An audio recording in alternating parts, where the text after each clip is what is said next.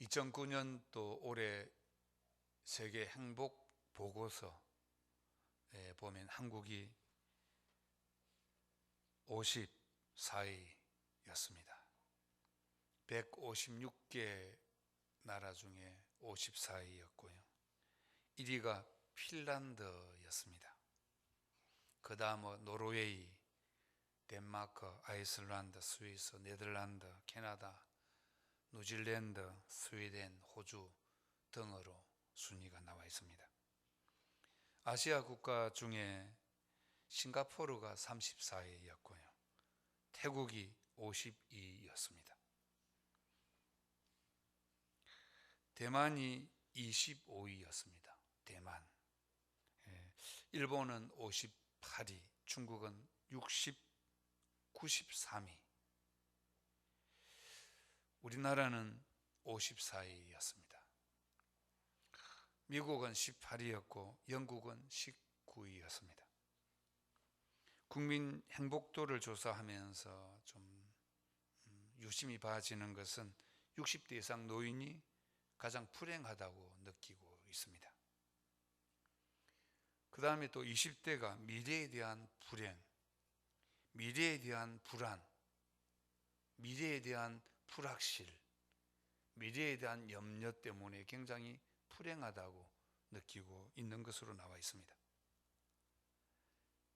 종교가 없는 사람보다는 종교가 있는 사람이 조금 행복 지수가 점수가 높게 나와 있습니다. 여러분 행복하십니까? 국어사전에 행복이란 생활에서 충분한 만족과 기쁨, 흐뭇함을 느끼는 상태라고 했습니다. 충분한 만족과 기쁨과 행복을 느끼는, 흐뭇함을 느끼는 상태가 행복하다라고 말했습니다. 고대 철학자 아리스토텔레스는 인간의 주된 목적이 행복이다라고 말했습니다. 인간이 살아가는 목적이 행복을 위해서 살아간다라고 말했습니다. 우리나라 헌법 10조에도 보면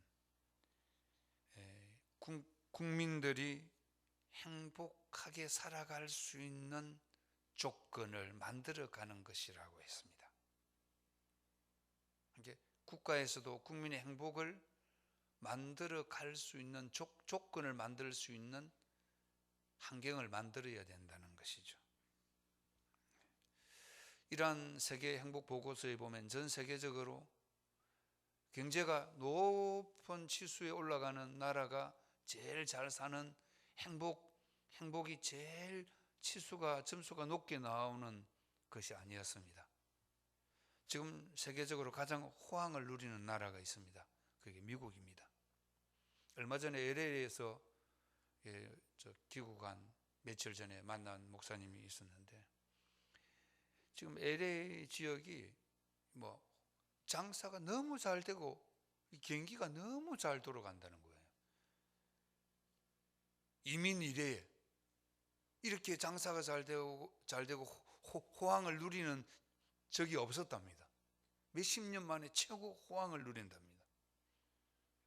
물론 미국 전역인지는 모르겠지만 LA에 사는 분이 왔으니까 아마 그 지역이 한국 사람도 많이 살고 아무튼 다인종이 많이 살고 있는데 그 경기가 그렇게 잘 돌아간다고 이야기입니다. 전체는 잘 모르겠습니다. 그러나 대부분 미국이 우리나라보다는, 중국보다는, 일본보다는 경기가 좋은 것으로 제가 알고 있습니다. 그런데 미국은 그런 행복지수가 1위여야 되지 않습니까? 미국이 올해 18위로 나왔습니다. 영국은 19위였습니다. 즉 말해서 경기가 좋고 가장 잘 산다고 해서 최고 행복을 누리는 것이 아니다라고 우리가 이런 행복 지수를 보면 알 수가 있습니다. 인간은 모든 인간이 행복하기를 원하고 행복을 추구하고 또 행복을 느끼도록 원한다는 것입니다. 여러분 행복하십니까? 우리가 우리가 만족할 만큼 행복을 누리지 못한다면 이 행복을 빼앗아가는 것이 무엇인가?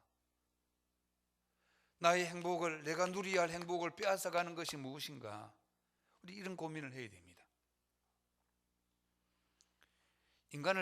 인간의 행복을 빼앗아가는 주 요인 몇 가지가 있는데 그 중에 하나가 가장 중요한 게 염려입니다. 염려는 메리조라는 이 헬라 단어인데 나누어 버리는, 우리의 마음을 빼앗아가 버리고 나누어가 버린다, 쪼개버린다는 거예요. 우리가 누리는 행복을 쪼개버린다는 거예요. 뭐로? 염려로 쪼개버린다는 거예요. 한신대 정태기 교수 상담 심리, 아마 이 상담학을 공부하는 학생들은 이분의 책을 아마 몇 권은 읽어봐야 될 겁니다. 기독교인들도 많이 읽고 있습니다. 그런데 이분이 한국 사람들은 대부분 정신적으로 질환을 앓고 있다고 말했습니다. 그 이유 중에 하나가 서구에는, 유럽과 서구 지역에는 오늘까지 문명이 발달할 수 있는 기간이 800년 걸렸답니다. 전 영국에서 1500년 된 식당에서 밥을 먹어봤거든요. 영국, 스위스, 프랑스 이런 쪽으로 가면 500년 된 건물은 건물 이름이 안 들어갑니다. 최소한 800년, 1000년, 1500년 된 빌딩이 되어야 저 빌딩이 무슨 건물이라고 합니다. 그런 건물들이 그냥 너무 많습니다. 그런데 일본은 130년 걸렸습니다. 오늘까지 일본이 발전하고 성장해 오는 과정이 130년 걸렸습니다. 서구 지역은 800년 걸렸습니다. 한국은요 40년밖에 안 걸렸습니다. 여러분 80년대 초 제가 군대에 제대해 왔는데 도로에 차가 좀 다녔습니다. 포니가 다녔습니다. 그리고 또 좀 나은 차들이 몇 개 있었습니다. 제가 서울에 89년도, 88년도 서울 이사 갔습니다. 88년도, 87년도, 87년도 가을에 이사 갔군요. 87년도 가을에 서울 이사 갔는데 88년도를 올림픽을 서울에서 보내고 89년도 신학교를 들어갔습니다. 그런데 제가 서울에서 한 6년 살았는데 그때만 해도 서울에 아침 저녁으로 차가 이렇게 막 이 정도 막히지 않았습니다. 그냥 설매시 그냥 물 흐르듯이 아침 저녁으로도 서울 대부분의 도시가 그냥 지역마다 그냥 차가 다녔습니다. 근데 차가 그리 많지 않았습니다. 그 당시만 해도.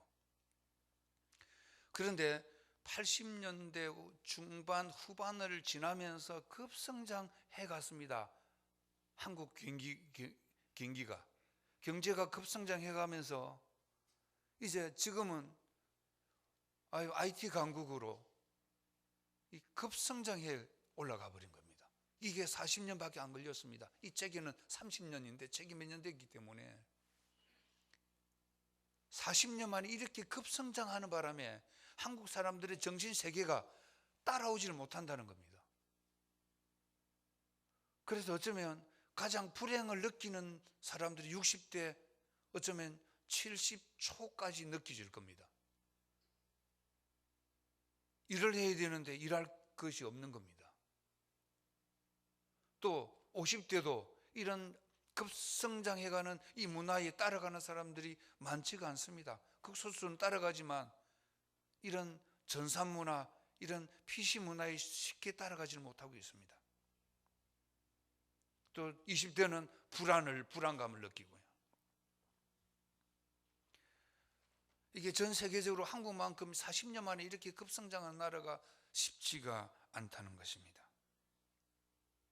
이런 사회적인 요인으로 인해서 그 책에 보면 한국 사람 정신질환을 많이 앓고 있습니다. 그래서 전 세계 자살률이 1위가 말 안 해도 알지 않습니까? 1위가 어느 나라입니까? 우리가 지금 사는 나라입니다. 교통사고로 돌아가시는 분들보다 뭐로 돌아가시는 분이 더 많습니까? 그럼요. 그게 멀쩡한 정신으로 돌아가는 분은 거의 없습니다. 정신질환이에요. 우울증, 심한 우울증과 정신질환으로 돌아가시는 거예요. 이게 급성장해가는 이 사회에 적응을 못해가는 겁니다. 그래서 이 책에 보면 한국 사람이 정신질환을 많이 앓고 있다 이렇게 기록하고 있습니다. 이런 정신질환을 앓고 있는 이유 중에 하나가 염려입니다. 염려하는 거.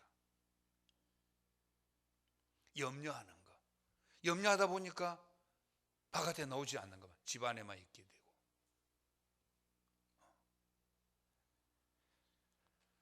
그래서 행복을 앗아가 버리고 우리 믿음도 앗아가 버리는 거죠. 그렇다면 오늘 우리는요, 오늘 본문에 보면은 염려하지 말라. 그리고 너희 믿음이 굳세게 하라. 굳세게 하라. 구절에 보면 너희 믿음이 굳세게 하라. 이 말은요, 너희 믿음이 굳세게 하라. 헬라에 보면은요, 흔들리지 말아라 이 말입니다. 너희 믿음이 견고하라 이 말입니다. 너희 믿음이 반석이 되어라. 반석이 되어서 염려를 이기고 반석과 같은 단단한 믿음이 되어서 근심하지 말고 불안해하지 말고 염려를 맡기고 염려를 버리고 흔들리지 말고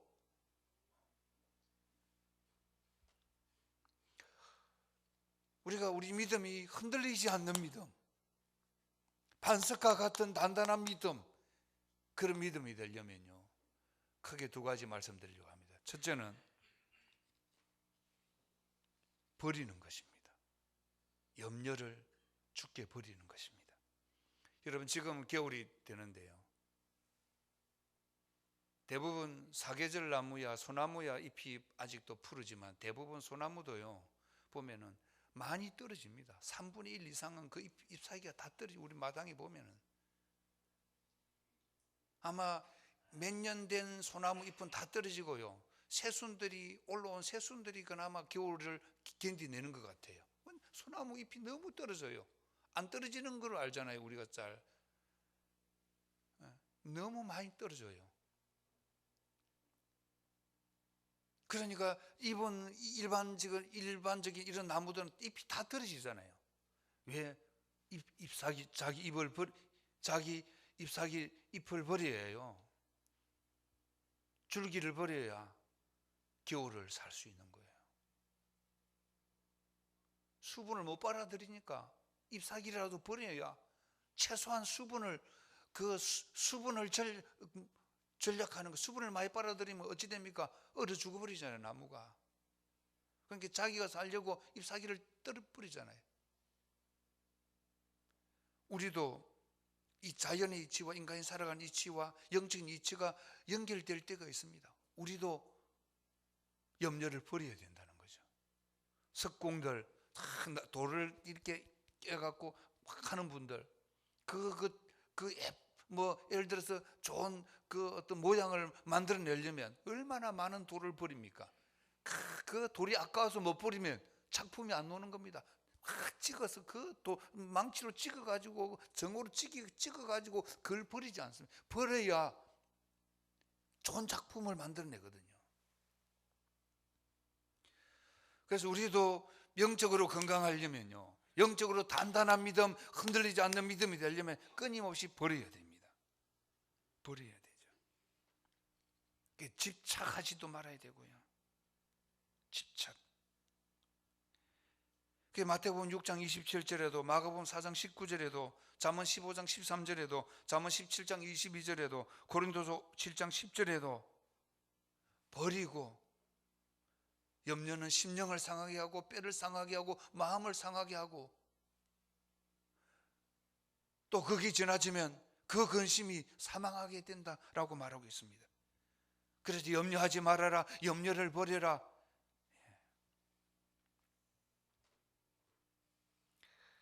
그럼 이런 염려는요, 집착에서 오는 경우가 많습니다. 집착하는 거. 이게 악한 영의 역사들인데 집착하는 거죠. 집착하게 만드는 거. 그래서 사람마다 다릅니다. 물질에 지나치게 집착하는 경우도 있습니다. 물질에 집착하면 굉장한 염려가 생길 수 있습니다. 물질이 많다고 염려가 없는 것이 아닙니다. 물질이 많으면 최근에 어떤 분은 그러더라고요. 자기 은퇴하면 1,000만 원, 한 달에 1,000만 원 정도 이상 나온다더라고요. 요양시설을 하면서 그 월급을 많이 못 타가니까 보험을 하도 많이 들어놔가지고 그게 은퇴하면 1,000만 원씩 나온다더라고요. 여러 군데서. 근데 그분이 저보고 그러더라고요. 식사하면서, 목사님, 한 주에 주식을 하나씩 사라더라고요. 나보고. 그게 무슨 주식이냐니까 삼성전자 주식을 사래요. 그게 몇십만 원 하다가 요즘에는 그 5만 원 하는데 내려가고 4만 얼마인데 저축하는 것보다 낫다고. 다른 주식은 내려가니까 삼성전자만 사라고 그러더라고요. 근데 그러면서 근데 제가 나는 행복하다 생각해요. 그 얼마나 돈 굴리려고 힘들까. 아니, 충분한 여유도 있고 미래에도 돈이 보장되어 있음에도 불구하고 한 주를 살려고 얼마나 힘들까. 그거 스트레스 받고 그 전산에 들어가야 되지, 올랐나 내렸나 봐야 되지, 막 복잡하게. 그게 참 내가 행복하구나. 웃고 말았습니다. 옛날 같으면 뭐라 했을 건데. 우리가 돈이 많다고 행복한 것이 아니에요. 집착하게 되면 그게 불행이죠. 자꾸 더 모으려고 하고 저축하려고 하고 더 어떻게 불리려고 하고 막 하다 보면, 그게 집착하다 보면 그게 마음을 빼앗기고 마음이 나눠져 버리고 마음이 쪼개져 버리고 불안하게 되고. 또 어떤 사람은요, 먹는 거에 집착하는 경우도 있습니다. 이거는 드물지만 가끔 보면 먹는 것에 집착합니다. 또 어떤 경우는 어떤 명예욕에 집착하는 경우도 있고요. 또 어떤 경우는 건강 염려에 집착합니다. 굉장히 건강 때문에 걱정을 많이 하는데 그게 또한 염려를 유발하게 되는 겁니다. 그래서 우리가 마음에 집착하는 것을 털어버려야 됩니다. 할렐루야. 그리고 어떤 분은 또 자녀에 너무 집착하고 또 아내에 대해서 너무 집착하고요. 소용없는 일입니다. 다 죽습니다. 아내도 죽고 나도 죽습니다. 어떤 분은 남편에게 너무 집착합니다. 놔두세요. 사는 데까지 살다가 돌아가시게. 건강 챙기려고 막 먹어, 왜 안 먹나 그게 더 스트레스 줍니다. 알아서 먹습니다. 배고프면. 어린애도 아닌데 그게 너무 집착하다 보면 스트레스 받고 스트레스 주고, 그게 염려라는 거예요. 우리 생활 가운데 이건 염려가 아닌 것 같은데, 살아가는 원리 같은데 염려라는 거죠. 그리고 이 염려를 유발하는 것은 잊어버려야 된다는 거죠. 이사야서 43장 18절과 19절에 보면 너희 염려를, 너는 이전 일을 기억하지 말고 옛날 일도 생각하지 말라, 기억하지 말라는 거예요. 옛날 일을 기억하지 말고 사업에 실패한 일 기억할 필요 없습니다.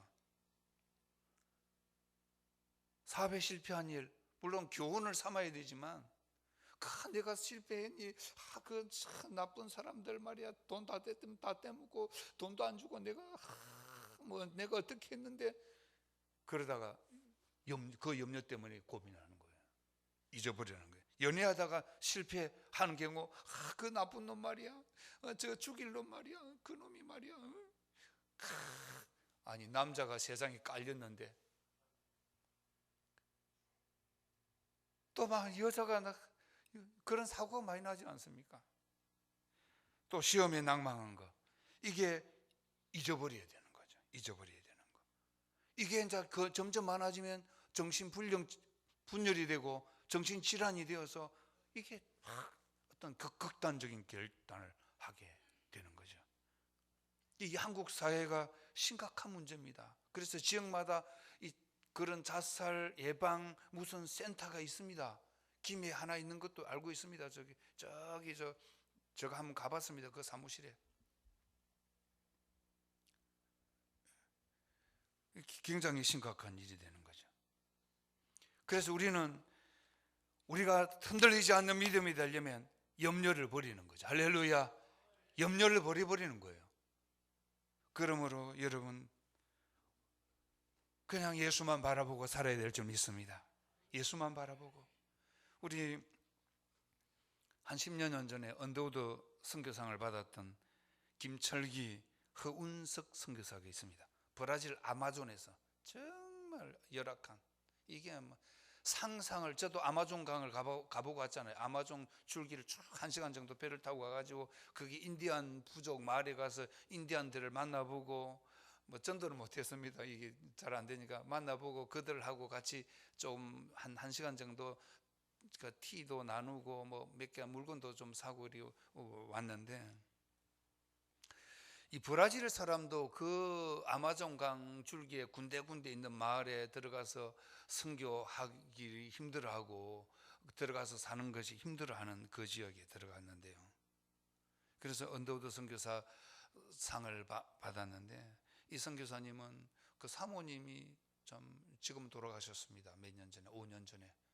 그곳에서 지금 들어가신 지가 한 30년 됐는데, 이제 자녀 아들 딸 한 명하고 같이 이제 그 선교 사역을 감당하고 있고, 사모님을 그곳에 아마존 강에 묻었대요. 아마존 묻어서 자기가 나올 수가 없대요. 그래서 그 지역에서 교회를 세우고요, 목사 선교 훈련을 시켜서 500명 이상 신학교 공부를 시키고 50명 이상 안수도 주고, 또 교회도 4개, 아마존 지역에 4개 교회도 개척하고, 지금은 뭐 한두 개 더 늘었는지 모르겠습니다. 그러면서 이 선교사님이 참 그 브라질 사람들도 살기 힘든 그 지역에 살면서 그 선교사를 감당하는데, 그 위험과 어쩌면 어떤 고향 친척을 떠났던 그 외로움과 그 고통을 감내하면서, 오직 그 영상에도 보면요, 오직 예수, 세상 바라볼 수가 없습니다. 그러니까 뭐 하루하루 살아있는 것, 내가 한 달을 살아간 것, 내가 지금까지 산 것, 그러니까 이게 뭐 내가 무엇을 잘 누리고 뭐 이게 문제가 아니고, 내가 오늘 하루 산 거, 이거 만족하는 거예요. 내가 오늘 하루 산 것. 그렇습니다. 우리가 이런 믿음으로 살면 우리가 염려하지 않고 행복하게 살 줄 믿습니다. 그래서 우리 믿음이 흔들리지 않고 든든히 하나님 말씀으로 든든히 세워질 줄 믿습니다. 두 번째, 마지막은요, 흔들리지 않는 든든한 반석 같은 믿음 되려면요, 근신하고 끼어 세상을 이기는 것입니다. 내가 세상을 이기는 것입니다. 달리 말하면 악한 세상, 악령들을 이기는 것입니다. 옛말에 지피지기이면 백전백승이라고 했습니다. 적을 알고 나를 하면 100번을 싸워도 1000번을 싸워도 10,000번을 싸워도 이긴다라고 말한 것입니다. 그런데 우리 이 세상은요, 공중권세 잡은 자 마귀가 장악하고 있습니다. 에베소서 2장 2절에 보면요, 그때 너희는 그 가운데 행하여 세상 풍조를 따르고 공중권세 잡은 자를 따랐으니 곧 지금 불순종의 아들들 가운데 역사하는 영이라. 불순종하는 아들들 가운데 역사하는 영은요, 공중권세 잡은 영인데, 즉 마귀라는 것입니다. 그래서 마태복음 4장 1절에 보면 예수님 금식하시는 예수님을 마친 예수님을 유혹합니다. 예수님을 시험하게 만들죠. 마귀는요, 세상은요, 나의 약한 것을 시험하게 만듭니다. 약한 것, 약한 것을 공격합니다. 그러나 성령 하나님은 로마서에 보면요, 8장 26절에 보면 우리의 약함을 도우시는 분입니다. 악령, 세상의 악한 세상 공중권세 잡은 악령과 성령님의 사이는 천지조화예요. 성령님은 우리 약함을 도우시고 우리 약함을 보호하시고, 그러나 세상의 영은요, 우리 약함을 공격하는 거죠. 요한복음 8장 44절에도 보면요, 살인자, 그래서 살인자의 내면에 들어가면 악한 영이 있습니다. 또 거짓말도 마찬가지입니다. 또 진리가 없는 것이라고 말합니다.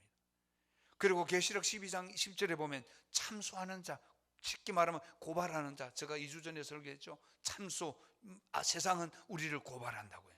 그리고 계시록 20장 10절에 보면 미혹하게 만든다는 거죠. 미혹하게 만드는 거. 그리고 야고보서 3장 15절에 보면은 세상적이요 또 정욕적이라는 거. 땅의 끝, 세상적, 또 정욕적, 세상적이라는 거죠. 그래서 철저히 이 세상 공중구세 잡은 악령은요, 우리를 세상으로 끌고 갑니다. 그래서 보함직도 하는 세상을 보게 만들고, 탐스럽기도 한 세상을 보게 만들고, 그냥 만지고 싶고 먹고 싶고 소유하고 싶은 그런 욕망을 끊임없이 불어넣습니다. 왜 불어넣습니까? 그런 것을 집어넣어야 우리가 염려하게 되고 근심하게 되고, 그래서 좌절하게 되고 낙심하게 되고. 우리가 마귀는요, 기도하지 말아라 이렇게 하는 게 아니고, 전도하지 말아라 이렇게 하는 게 아니고, 우리에게 근심을 집어넣어 버립니다.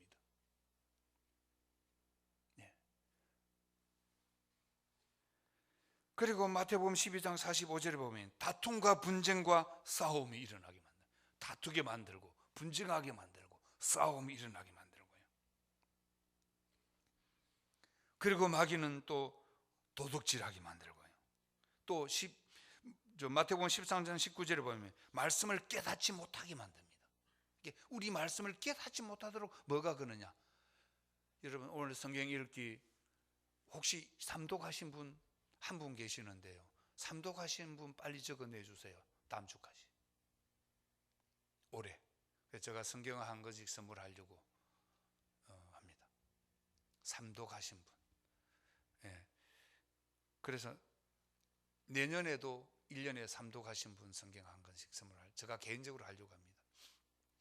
좋은 성경은 못하지만 제가 가지고 다니는 이런 성경, 큰 거는 또 불편하니까 인터넷에 아무리 찾아봐도 이게 잘 안 돼요. 제가 서점 부산을 나가려고요. 나가서 성경책을 살려고요. 그런데 이 진리를 깨닫지 못하도록 한다는 거예요. 뭐가? 세상 염려가 마음을 쪼개버리니까, 우리가 마음을 성경을 봐야 막 쪼개버리니까, 이 쪼개버리니까 성경이 귀에 들어오지 않는 겁니다. 이게 세상이거든요. 그래서 심리학자 데이빗 A. 심헨슨이라는 사람은요, 사탄은 유혹할 때 심리적으로 유혹한다는 거예요. 이 사람 심리학자인데, 처음에는 사탄이 세상이 우리를 유혹할 때 어떻게 하냐면, 나는 무능해, 이 생각을 집어넣는답니다. 나는 무능해, 나는 아무 쓸모가 없어, 막 자존감을 낮게 만든다는 겁니다. 우리가 특별히 자존감이 높은 사람이 있죠. 자존감이 높은 사람은 그래도 크게 걱정이 안 됩니다. 저 같은 스타일이요. 제가 몇 년 전에 이야기했지만 우리 교회 이만기 선수가 왔는데 씨름하면 제가 이길 것 같더라고요. 10,000번을 해도 제가 질 건데 1초도 안 갑니다. 그냥 1초도 필요 없습니다. 그런데 생각은 이길 것 같더라고요. 이게 본래 제가 자존감이 좀 높은 스타일인데, 근데 자존감이 좀 낮은 사람 있잖아요. 그게 마귀가 유혹을 합니다. 너는 아무것도 할 수 없어, 못해, 무능해 집어넣습니다. 그래서 두 번째는 낮은 자존감을 팍 떨어뜨립니다. 그 다음에 마귀는요, 너는 사랑받을 자격이 없어, 너는 죄인이야, 막 세 번째는 그런 의식을 집어넣어 버립니다. 너는 버림받아서 아무도 너를 알아주지 않아, 너는 아무도 너를 인정해 주지 않아, 이렇게 막 3번, 3단계, 4단계로 집어넣습니다. 그러다 보니까 염려가 그냥 온 머릿속에 가득 차, 염려와 근심이 가득 차서 우리가 믿음이 흔들리고 신앙이 흔들리고 기도 생활이 흔들리고 전도 생활이 흔들리고. 그래서 마귀는 약점을 공격하는데, 술이 약하면 술로 집어넣어 버립니다. 술을 잔뜩 먹어버리면 주일날 교회 못 옵니다. 또 토요일 부부가 잘 싸운다, 토요일날 저녁에 싸우게 만듭니다. 아니, 싸우는 거하고 교회 노는 거하고 무슨 상관입니까? 저는 토요일날 싸워도 교회 나와요. 저는 저라고 안 싸웁니까? 저도 싸울 때 있죠. 제가 안 싸운다면 사람이죠. 신이죠. 저는 잘 싸웁니다. 저 성격이 뭐 보통 성격 아니거든요. 그런데 교회는 나와야 되니. 그래서 마귀는요, 토요일 날 저녁에 저를 안 건드립니다. 왜? 싸우게 만들어도 교회는 잘 오거든요. 그런데 교회를 하면 안 났다, 토요일 저녁에 꼭 싸우게 만듭니다. 이상하게 토요일 저녁에 싸우게 만들어가고 교회 안 오게 만들고, 또 교회 나와도 이상하게 쌩하게 만듭니다. 뭔가 분위기를. 그래서 우리가 약함을 공격하는, 꼭 몸이 좀 안 좋으면 꼭 토요일 저녁에 아프게 만들어요. 아프게 만들어, 주일을 아프게 만드는 거예요. 그래서 그게 마귀 역사거든요. 그러므로 우리가 이런 것으로부터 이겨나가야 됩니다. 그 요한일서 2장 15, 16절에 말하지 않습니까? 세상에 있는 것이나 세상에 있는 것들을 사랑하지 말라. 누구든지 세상을 사랑하면 아버지의 사랑이 그 안에 있지 아니하나니, 이는 세상에 있는 모든 것이 육신의 정욕과 암흑의 정욕과 이생의 자랑이니 다 아버지께로부터 온 것이, 세상으로부터 온 것이니라. 아버지께로 온 것이 아니라 세상으로부터 온 것이라.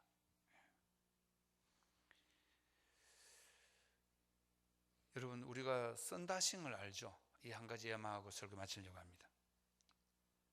썬다싱, 우리가 인도 선교하면 썬다싱 이렇게 생각하게 되죠. 1889년 9월 3일 북인도 작은 마을에서 태어났습니다. 아버지는 이슬람 시라크 종교를 가졌고요. 또 14살 때 어머니가 갑자기 돌아가시고 친구처럼 지내던 행도 죽고, 그렇게 이게 심한 갈등을 느끼고 상처를 입고 굉장히 불량 아이가 됐어, 청소년 시절.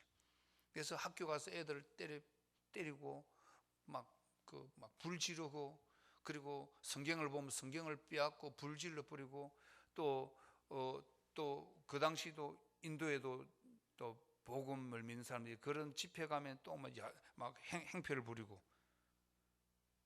그러는 중에 그가요, 성경을 빼앗고 성경을 찢는 중에 마태복음 11장 28절이 보이더랍니다. 그 이상하다 하고, 또 그러면서 또 그가 어떤 신앙에 대한 영적인 것이 갈망했나 봐요. 그래서 시크교, 정말 알라신이 참신인가, 기독교 예수신이 참신인가, 힌두교 브라만이 참신인가, 어떤 신이 참신인가를 보여달라고 이 갈등을 하는 중에 날짜를 정했습니다. 매월 며칠까지. 이 신이, 누구 신이 참신인가를 보여주지 않으면 나는 죽는다라고. 그런데 그해 12월 후반에 대해서 새벽 4시 30분쯤 그 선단식이 자고 있는 방이 환해졌습니다. 그러면서 음성이 들리기 시작했습니다. 너는 왜 나를 비박하느냐? 나는 내가 찾는 길이다라고 말했습니다. 예수님이 나타난 것입니다. 그가 선다싱이 거기에 꼬꾸라졌습니다. 정말 쓰러지듯이 쓰러져서 하나님 앞에 회개하고 경배했습니다.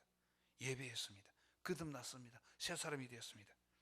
그래서 그가 1920년부터 시작해서 22년 동안 인도, 티베트 지역을요, 지금도 인도가 참 열악하지 않습니까? 한국 선교사도 많이 가 있습니다. 인도, 티베트 지역에도. 그런 지역에서 선교사에 가는 선교사님들은요, 정말 목숨 내놓고, 그러니까 그분들은 한 달 산 거, 그게 기적으로 생각하고 있습니다. 그분들은 뭐를 내년을 기억하는 게 아니고 오늘 이번 달 선교 사역을 했다는 것만으로 그 한 달을 살아가고 있거든요. 그런 지역에서 22년 동안 이 선다싱이 복음 전하는 사역자로 쓰임 받았습니다. 청소년 시절에는 난폭했고 또 정말 반항했고 예수를 핍박한 그런 시절을 잠시 살았지만, 그가 예수를 만나고 은혜를 받고 그렇게 믿음으로 살은 거죠. 말씀을 믿습니다. 그렇다면 지금은 누가 선다싱이 다시 나와서 선교 사역을 해야 될까요? 아니면 예수님이 재림하셔서 복음을 전해야 될까요? 베드로가 다시 나와서 이렇게 복음을 전해야 될까요? 우리입니다.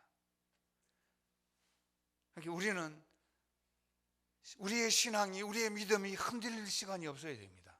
그래서 사람은 적당하게 약간은 긴장하고 사는 것이 심리적으로요 건강하답니다. 너무 그냥, 그래서 은퇴하신 목사님들이 오래 못 삽니다. 우리 교단에도 그렇습니다. 이상하게 10년을 잘 못 넘기더라고요. 은퇴하신 목사님들이 10년 넘기는 게 기적입니다. 그런데 물론 뭐 많이 계시지만 이쪽에 너무 강조하려고 제가 하는 말입니다. 근데 막 데이트를 내놔라 하면 제가 좀 곤란합니다. 강조하기 위해서 이렇게 하는 건데, 이게 대부분 평상시 일반 직장을 다니면서 은퇴하시는 분들보다는 빨리 돌아가신다는 거예요. 그런데 할 일이 없는 거예요, 목회자는요. 은퇴하고 나면. 물론 돈이 많으면 선교도 다니고 이렇게 하는 거지만 대부분 열악하지 않습니까? 열악하다 보니까 할 일이 없는 거예요. 할 일이 없으니까 무력해지고 일손을 놓으니까 빨리 돌아가시는 거예요. 그래서 우리는 저는 할 일을 만들려고 노력을 하려고요. 할 일을 좀 만들어야 됩니다. 은퇴하고 앞으로 한 10몇 년 지나면, 10년 지나면 제가 은퇴해야 되지 않겠습니까? 10년 지나면. 그러면 은퇴하면 뭔가 할 일을 찾아야 되는 거죠. 할 일을 찾아서. 뭐 돈으로 할 수 있는 일이 없기 때문에 이렇게 뭔가 움직이면서 활동할 수 있는 일. 뭘 말하려고 하냐면, 우리가 지금 직장을 다녀도 가정생활을 하고 우리 사회생활을 해도 너무 내 마음을 놓으면 안 된다는 겁니다. 긴장해야 된다는 겁니다. 할렐루야. 신앙도 긴장해야 되는 거예요. 신앙생활도 좀 긴장해서 토요일 저녁이 되면 오늘 싸우면 안 된다 생각하고 말조심 좀 하고, 친척 때문에 싸우기도 하고, 자식 때문에 싸우기도 하고, 또 부모 때문에 싸우기도 하고, 형제 때문에 싸우기도 하지 않습니까? 말 좀 하고, 내일 교회 가야 된다 생각하고, 혹시 싸우더라도 뭐 해야 된다고요? 교회는 꼭 나와야 됩니다. 오늘 또 안 놓은 성도 중에 싸워서 안 놓은 성도 있는 것 같아요. 안 놓으면 싸워서 안 놓는 성도가 있고, 술을 먹어서 안 놓은 성도가 있고, 행사 간다고 안 놓은 성도가 있고, 직장 간다, 딱 거의 구분되어 있습니다. 제가 모르는 것 같지만 거의 90% 맞춥니다. 그래서 우리가 긴장해야 된다는 거예요. 할렐루야. 토요일 저녁도 좀 긴장해서, 주일날 내가 교회 가야 된다 생각하고, 직장 가서도 좀 긴장해서 열심히 일하고, 할렐루야. 그래서 우리가 자꾸 염려가 무력감을 만들고 포기하게 만들고 무력해지면 염려가 생기고, 그러면 우리 믿음이 흔들립니다. 우리 믿음이 흔들리면 우리 교회가 흔들립니다.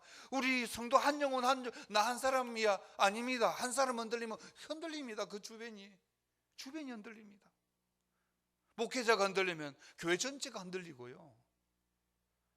그래서 우리가 우리 견고하게 서 있는 믿음, 흔들리지 않는 믿음, 그런 믿음을 가지고 어떻게 살아야 되겠습니까? 행복하게. 할렐루야.